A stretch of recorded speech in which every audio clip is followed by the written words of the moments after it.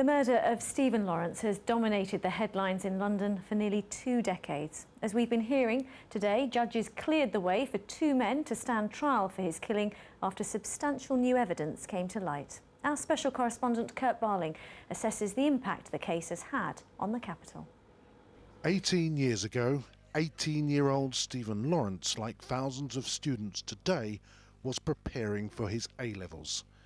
His life was cut short in an unprovoked attack on a South London street. The colour of his skin made him a victim that day, and public support for Stephen's parents from Nelson Mandela just 2 weeks after his murder catapulted his story into the international spotlight. It's a sense of deep concern that it should happen in a country like Britain. I remember when Nelson Mandela came to this country, supporting the Lawrence family, demanding that justice be served. Our own organisation, Operation Black Belt, was swelled by people saying, we must have justice, we must have a voice, we must be able to hold our institutions to account when they treat us badly. Stephen and his family became symbols of an ordinary family's quest to expect fair treatment from the authorities.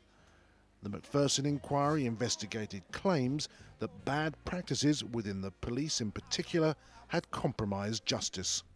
The subsequent public inquiry into the murder concluded that the Metropolitan Police and other institutions were systematically letting black people down. Their phrase was institutionally racist.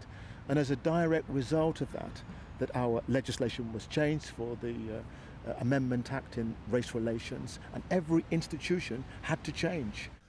Systemic changes there may have been since then, but the fact remains no one has been convicted of his killing.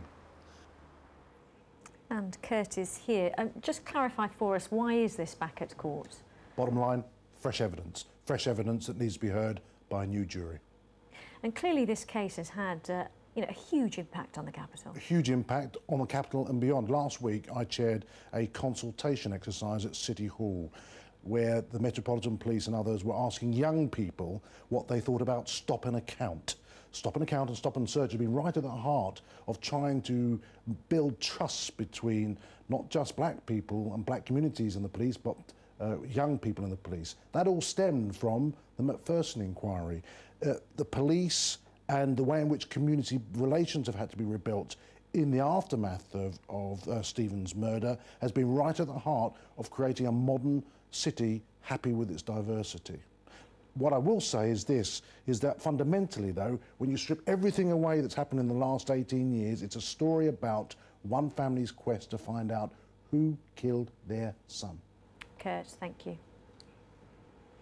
Do stay with us, still to come.